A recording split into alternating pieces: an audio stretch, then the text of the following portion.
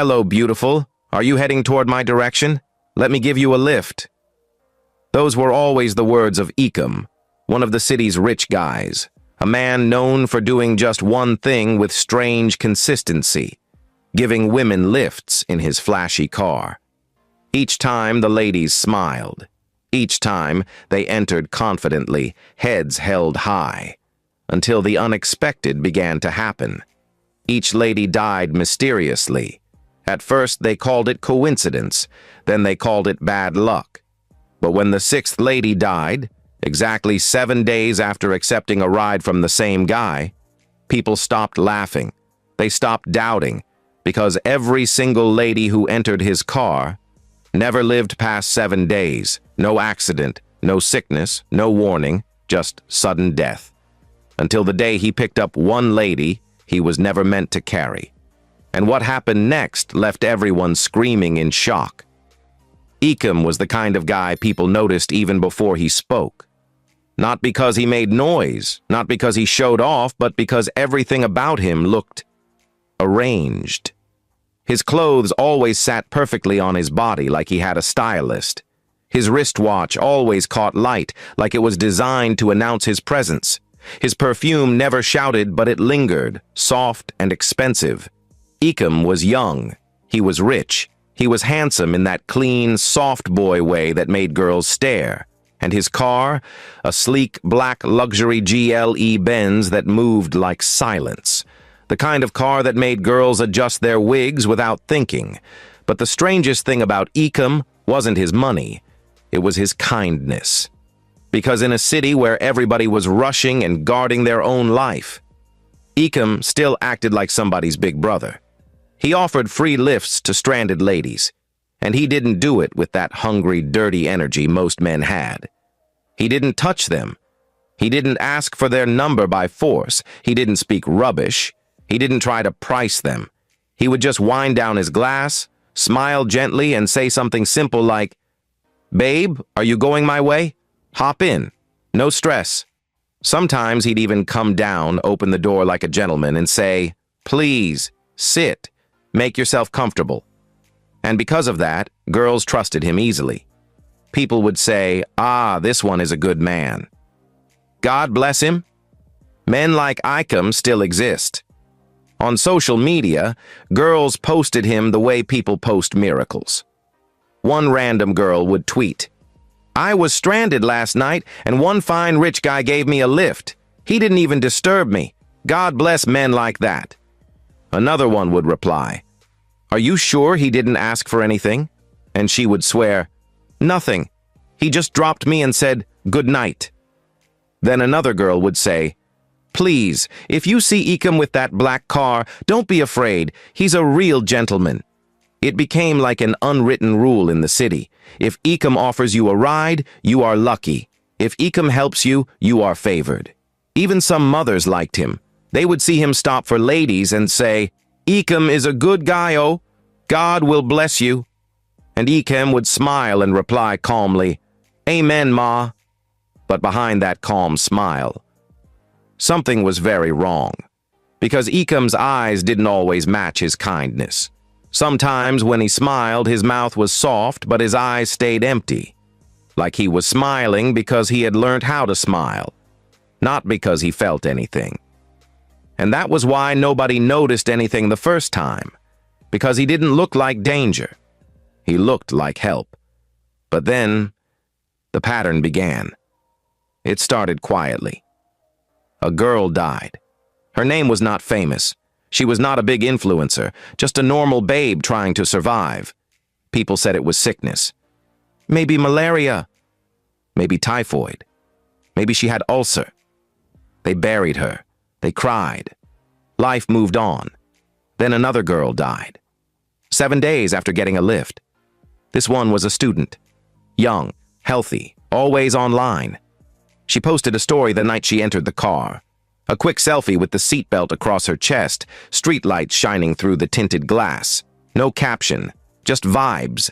People liked it. People commented fire emoji. Girls typed, "See enjoyment, soft life, lucky girl." 7 days later, she was gone. And it was strange because there was no long sickness story, no she was battling this talk, no hospital updates, nothing. Just one morning people woke up and saw the post. "Rest in peace, my sister." People were shocked, but the city is full of shock. So after the first few days of surprise, life moved again. Then another girl, then another. It was like the deaths were coming in twos and threes, but nobody connected it. Different neighborhoods, different backgrounds, different lifestyles.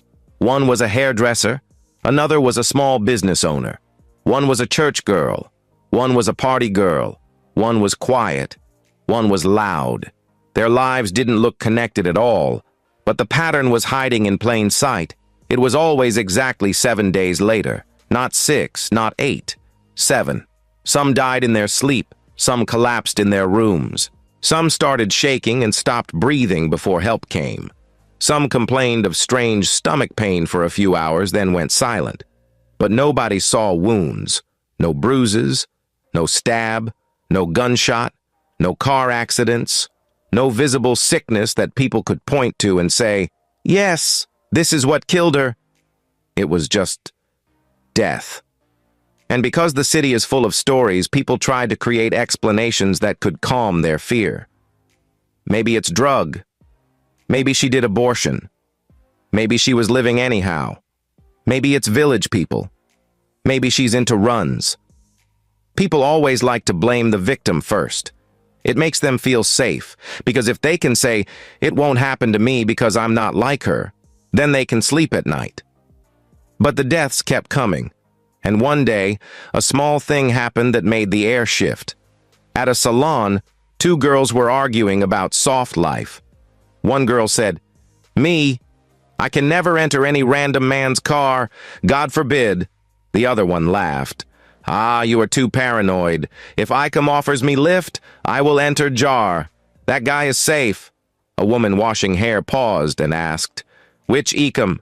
The girl said, "That fine guy with black car. He gives lift. He's a gentleman." The woman's face changed. She held the hair in her hand and said quietly, "Jesus." Everybody looked at her. "Madam, what happened?" The woman swallowed. "My cousin's daughter, the one that died last month, she entered that man's car." The salon went silent for 1 second, then somebody laughed nervously. "You mean the same Ecom?"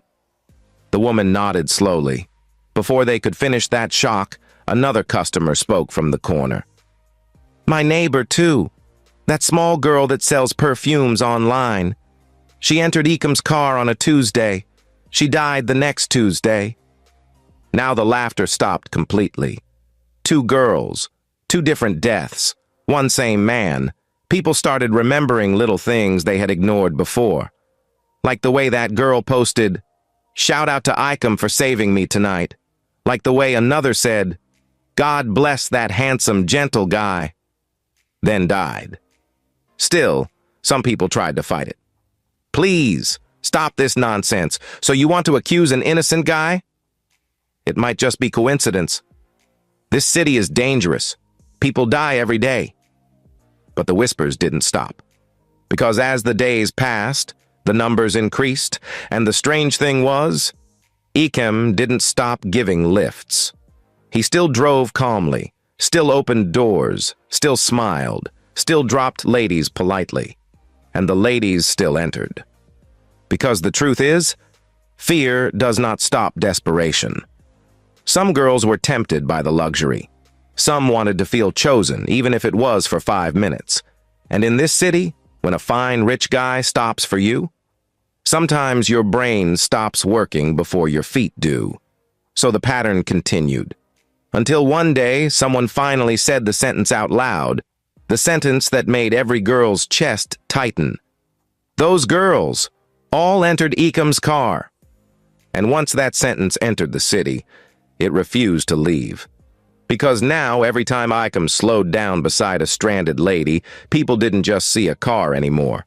They saw a countdown, 7 days, and the city began to tremble, quietly, because if the pattern was true, Then Ecom wasn't just offering free rides, he was offering something else, something that looked like help, but ended like a grave.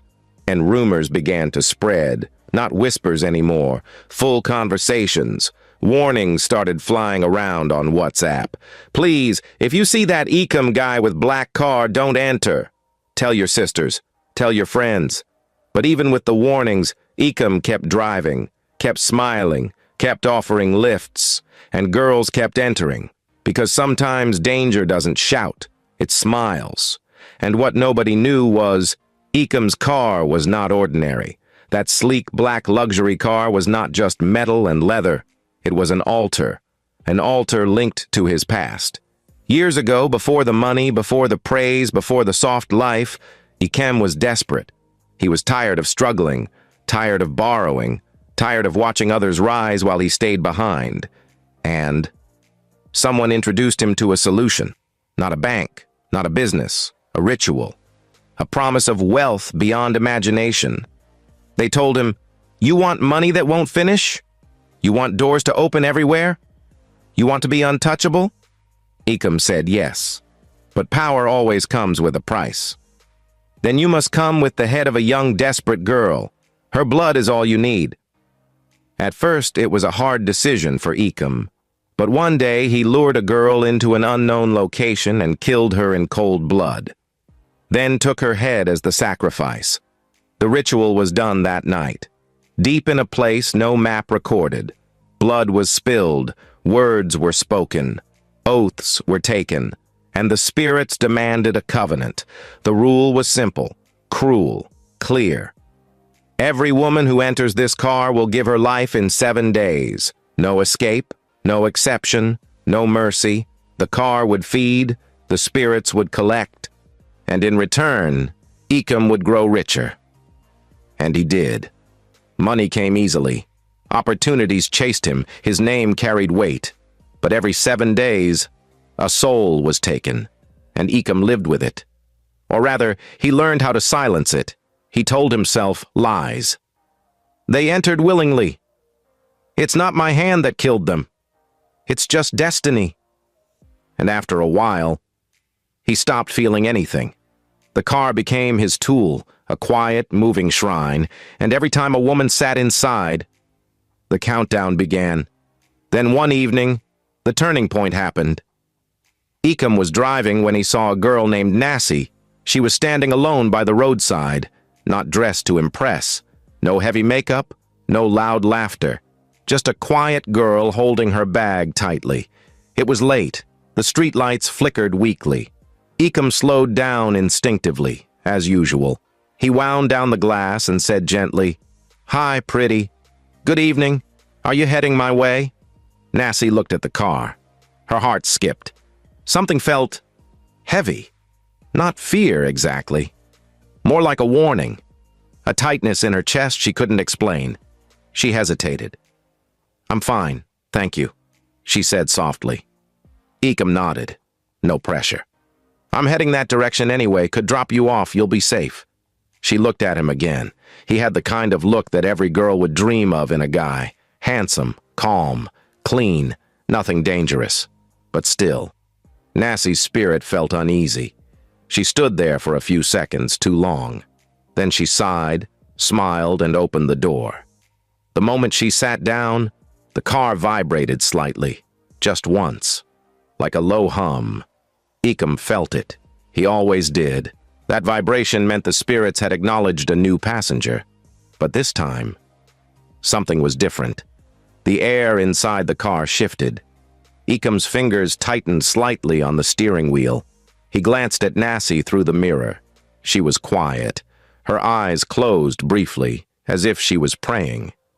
The vibration didn't settle. It lingered. The car didn't feel hungry the way it usually did. The spirits stirred. They recognized her, but they didn't rush. Ecom felt a strange discomfort crawl up his spine. This had never happened before. Every other time it was smooth, easy, but this time, something resisted. He dropped Nassie off as usual. "Thank you," she said politely with a calm smile. As she closed the door, Ecom felt a sharp pain in his chest. just for a second. He shook it off. 7 days, he told himself. 7 days. But as Ecom got home that night, he couldn't sleep well. For the first time in years, he dreamed. And in the dream, he saw his car. But it wasn't moving. It was stuck, surrounded by shadows arguing loudly. And in the middle of it all, Nassie stood, alive, looking straight at him, unafraid. And at that moment, Ecom woke up sweating, because deep down, he knew.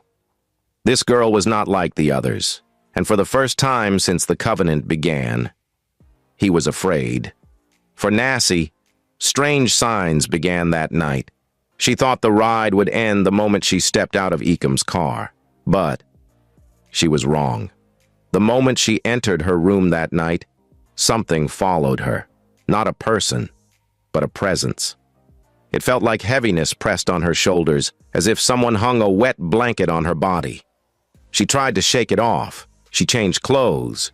She drank water. She even played a short worship song on her phone, but the heaviness stayed. She lay on her bed and stared at the ceiling, blinking slowly. Her chest felt tight. Her spirit felt noisy. And then the dreams began. That first night, she saw herself sitting inside a car again. The windows were dark, like thick smoke covered them. The car was moving, but there was no driver. The steering wheel turned by itself. Then she heard a voice whisper close to her ear. 7 days.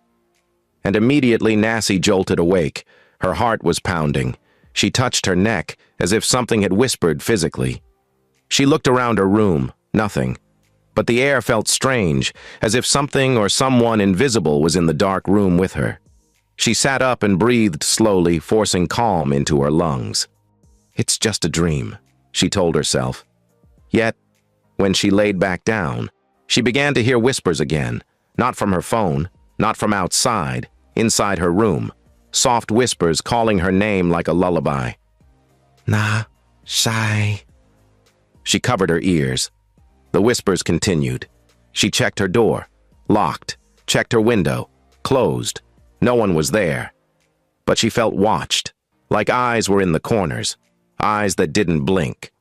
The next morning, she tried to act normal. She went about her day, smiled at people, responding to greetings, even joked a little. But inside, she was not okay. Everywhere she went, her body felt heavy, like she was carrying something invisible. And the strangest part? Anytime she tried to pray casually, her throat would tighten. But when she prayed deeply, seriously, she felt a small relief. That was when she knew. This thing was spiritual. By day 2, the dreams got worse. Nassie saw women in a line. All of them were young. All of them staring blankly. Their faces looked pale. They were holding a calendar. And on the calendar was one word written boldly, deadline. She watched one woman step forward and enter the same black car. As soon as she sat down, the calendar flipped to day 1. Then it flipped again. Day 2, day 3, day 4, day 5, day 6. And on day 7, the woman's head dropped. Her body became still. Then the car door opened by itself and swallowed her into darkness. Nassie woke up screaming. She held her chest and breathed like she had run a marathon. Sweat soaked her nightdress. She kept repeating, Jesus, Jesus, Jesus. But the heaviness did not lift. By day 3, her body began to react. It started with weakness, not normal tiredness, the type that makes your bones feel like wet wood. She would stand up and feel dizzy. She would eat and still feel empty. She would drink water and still feel dry. Then she started hearing her name again, this time in the daytime. She would be walking and hear, "Not she." She would turn. Nobody. At night, the whispers were louder, and the feeling of being watched became constant. Like someone was following her shadow. She stopped going out for unnecessary things. She locked her door early. She kept her light on even when she wanted to sleep. But sleep refused to come easily, because anytime she closed her eyes, She saw the car, that black leather seat, that dashboard, and that darkness. By evening of day 3, Nassie could not take it anymore. She called someone who always understood spiritual things, someone who didn't laugh at strange dreams, someone who had prayed her way out of fear before. She called her prayer mentor, an elderly woman she called Grandma, even though they were not related. Grandma's voice came through the phone, calm as always. "My daughter? What is it?" Nassie swallowed hard. "Grandma, something is wrong. Something is following me." There was a pause. "Talk." So Nassie talked. She narrated the ride, the heaviness, the whispers, the dreams, the way her body felt like it was fading. And as she spoke, Grandma's voice changed from calm to serious. "Nassie, listen to me carefully. Where are you now?" "In my room." "Lock your door." "It's locked." "Put your Bible beside you." Nassie did immediately. Then Grandma said in a lower voice, "My daughter, this thing is not ordinary. You must come to me now, tomorrow morning, early." Nassie's throat tightened. "Grandma, am I going to die?" she asked, curious. Grandma's voice turned firm. "You will not die, but you entered something you should not have entered." Nassie's eyes filled with tears. She didn't even know what that meant. But one thing was clear. The people who understood spiritual matters were already panicking, and fear began to crawl into Nassie's heart like a snake. The next morning, Nassie went to Grandma's house. She moved like someone carrying grief. Even the sun looked dull to her. When she entered Grandma's sitting room, she saw 2 other women already there, women from the prayer group. Their faces were serious. No one was smiling. Grandma looked at Nassie from head to toe. Then she touched her forehead gently. Nassie flinched. Grandma's eyes narrowed. She murmured. "I can feel it." Nassie's knees became weak. "Grandma, please." Grandma didn't answer immediately. "Have a seat," she said. Then she brought water and told Nassie to drink a little. After that, she opened her Bible and began to pray. Not the soft kind of prayer, the kind that sounds like war. As she prayed, the room temperature shifted. The air felt heavy. Nassie began to shiver. Then Grandma stopped suddenly and said, "Tell me again, how did you enter that car?" Nassie explained again. Grandma nodded slowly, like someone confirming a suspicion. Then she said the words that made Nassie's stomach turn cold. "My daughter, you entered a covenant vehicle." Nassie blinked fast. What?" "A covenant vehicle," Grandma repeated slowly. "A car carrying an altar, a death altar." The other women nodded. One of them hissed under her breath. "Jesus!" Nassie's voice trembled. "But it's just a car." Grandma shook her head. "In the spirit, not everything is what it looks like. Some things are covered, some things are decorated, some things are packaged." Nassie swallowed. Grandma continued. "That car is a moving shrine. Anyone who sits inside becomes a sacrifice." Nassie's eyes widened. "Oh God," Grandma nodded. "And the deadline is 7 days." At that moment, the room went quiet. Nassie's heart pounded so loudly she felt it in her ears. She whispered, "I'm on day 3. Grandma held her hand tightly. "Listen, if you were spiritually empty, you would not even have reached me. Some people enter and by day 2 they are already gone. But you are covered. That is why the spirit is fighting hard." Nassie sobbed quietly. "What do we do?" Grandma's eyes looked like fire.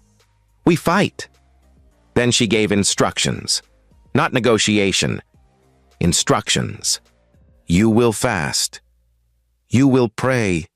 You will not move anyhow. You will not entertain fear. You will not keep quiet about strange dreams. And most importantly, you will not accept the death that was scheduled for you." One of the women added, "They will try to scare you. They will try to weaken you.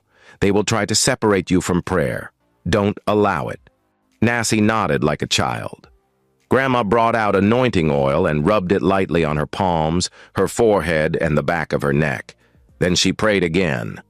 And as the prayers rose, Nassie felt something inside her chest shake, like something didn't like the prayers. She began coughing. Grandma pressed her hand on Nassie's chest and commanded, "Leave her!" Nassie coughed harder. Then suddenly, she felt lightness for the first time in days. Not complete freedom, but relief. Grandma looked at her seriously. "They know you have help now. They will not be happy." Nassie whispered, "Who is they?" Grandma answered, "The spirits behind that covenant, and the man driving that car. Whether he knows or not, he is involved." Nassie remembered Ecom's calm smile, that polite voice, that kind look. Her body shook again. Then Grandma leaned closer. "You must survive day 7. Nassie nodded, tears rolling down her cheeks. "I will." And the moment she said it, something outside Grandma's house barked loudly. A dog, then another bark, then silence. A strange kind of silence. Grandma's face tightened. "They are listening," she whispered. Nassie's stomach turned. So the battle had started, and time was counting. From that day, Nassie became a different person. She stopped living normally. She lived carefully, prayerfully, like someone walking through a battlefield. By day 4, she began fasting. She prayed in the morning, prayed in the afternoon, prayed at night. Even when her body was weak, she forced words out of her mouth, because she noticed something. Anytime she tried to relax, the heaviness returned. Anytime she tried to joke too much, the whispers came back. So she stayed alert. At night, she slept with worship playing softly. She kept her Bible open. She refused fear, but fear still tried to enter. Her dreams became more aggressive. She began to see Ecom's car parked outside her room, impossible, yet real in the dream. The car door would open, a hand would stretch out, not a human hand, something dark, and a voice would say, "Come." She would wake up sweating and pray. By day 5, Ecom himself became restless. He didn't understand why. Normally, by day 5, the girls would start showing signs, sickness, confusion, strange accidents, and Ecom would feel calm because the covenant was working. But with Nassie, something was resisting. That day, something strange happened. Ecom tried to start the car and it refused. He turned the key again. Nothing. He hit the steering wheel in frustration. Then it started suddenly, like it was mocking him, and he drove out in frustration. After retiring to bed that night, he dreamt. And in the dream, Ecom saw Nassie standing in a bright place. Her head was covered, her eyes were sharp. She pointed at him and said, "You will pay for what you did." Ecom woke up with a scream. His heart was beating wildly. He sat up and stared at his room like a madman. "Who is this girl?" he whispered. He became more confused. By day 6, the pressure increased. Nassie's body weakened again. She could barely eat. Her stomach turned at food. Her head ached, and the whispers became angry. Not soft again. Angry, threatening. "You can't escape." 7 days. 7 days, Nassie cried as she prayed. She called Grandma again. Grandma said firmly, "Tomorrow is day 7. Do not be alone. We have to hold hands together and fight." Nassie nodded. She quickly wore a simple gown and went to Grandma's house again, and they prepared like soldiers. In that room, they stayed in prayer. They sang. They read psalms. They spoke life. But something strange happened on the night of day 7. Around midnight, the air in the room thickened. The light bulbs flickered. The dogs outside began barking wildly. Then everything went quiet. Too quiet.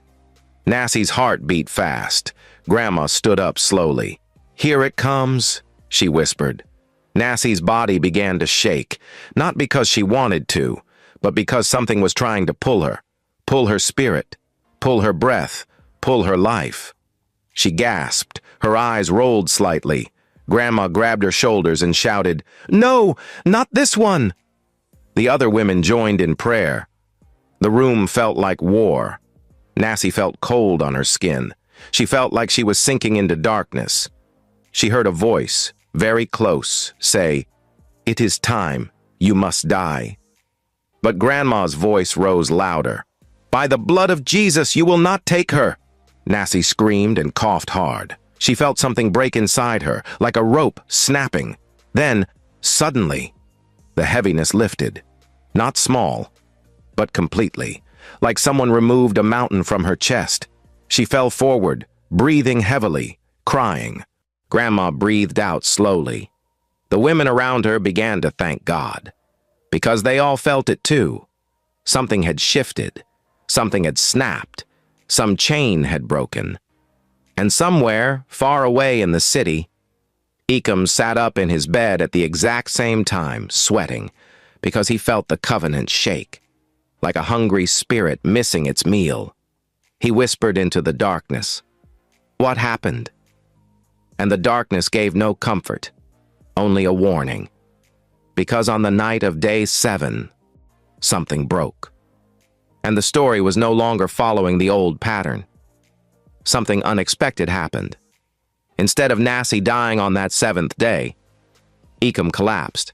It happened suddenly. No warning, no gradual sickness, no chance to escape. That morning, Eckham woke up feeling strange. His chest felt tight, like something was sitting on it. His palms were sweaty. His heart was racing for no clear reason. He tried to calm himself. "It always works," he muttered. "It has never failed." But deep down, fear was crawling through him. He stood up, went to the bathroom, splashed water on his face, and stared at his reflection. For the first time in years, the man staring back at him didn't look confident. He looked hunted. Then his phone buzzed. A reminder popped up, one he had set years ago after the first sacrifice. Day 7. His hands shook.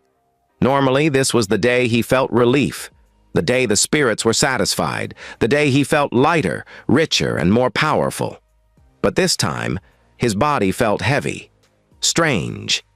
He rushed outside to his garage and entered the black luxury car, the same car that had brought him wealth, status, and fear-filled obedience from unseen forces.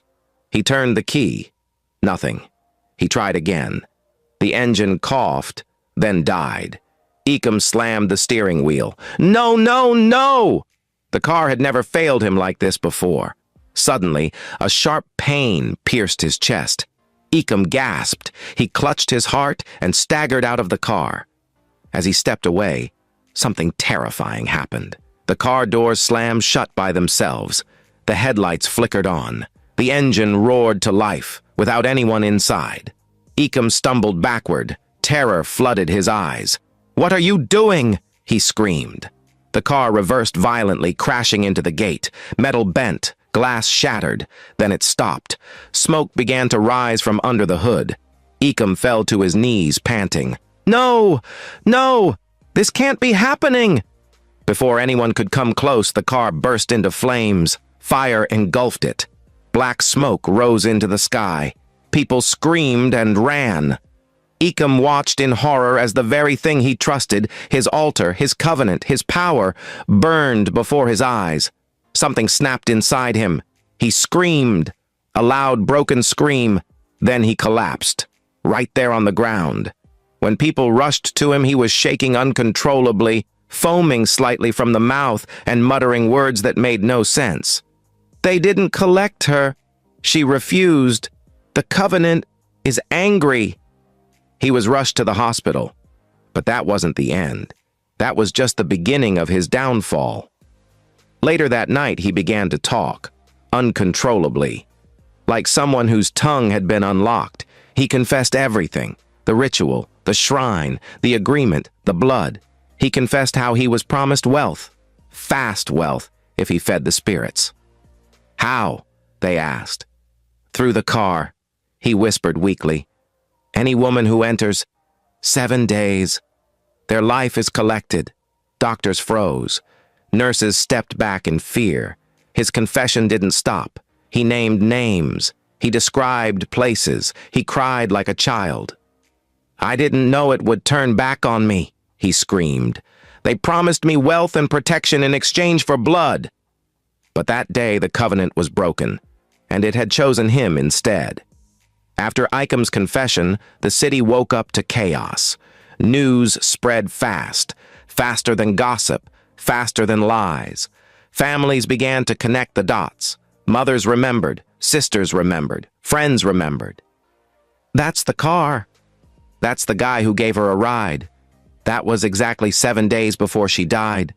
Pictures surfaced, messages resurfaced, stories aligned, authorities stepped in, investigations were launched, places Icum mentioned were raided, shrines were discovered, charms were found, blood-stained items were uncovered. The truth was undeniable. The city was shaken. Girls stopped accepting rides, even from people they knew. Parents warned their daughters, friends warned friends. Fear spread, but so did awareness.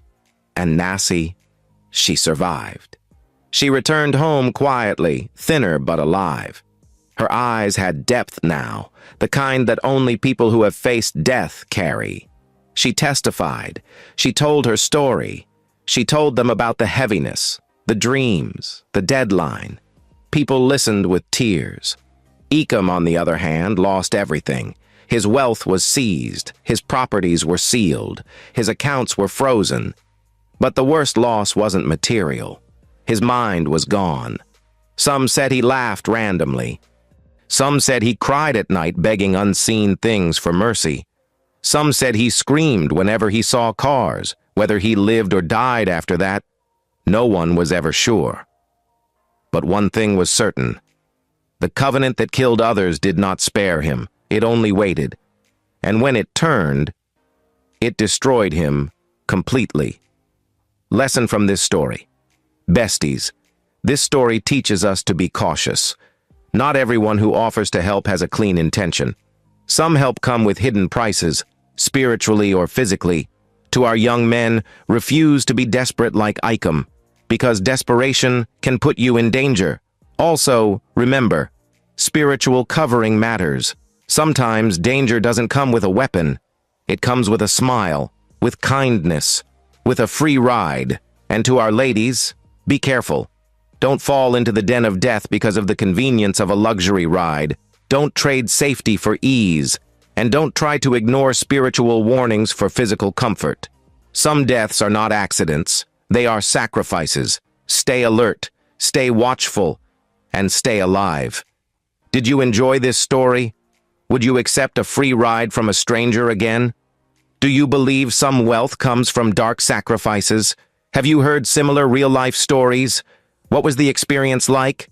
Drop your thoughts in the comments, and don't forget to like, share, and subscribe to African Tales by Imade for more shocking, mysterious, lesson-filled stories like this.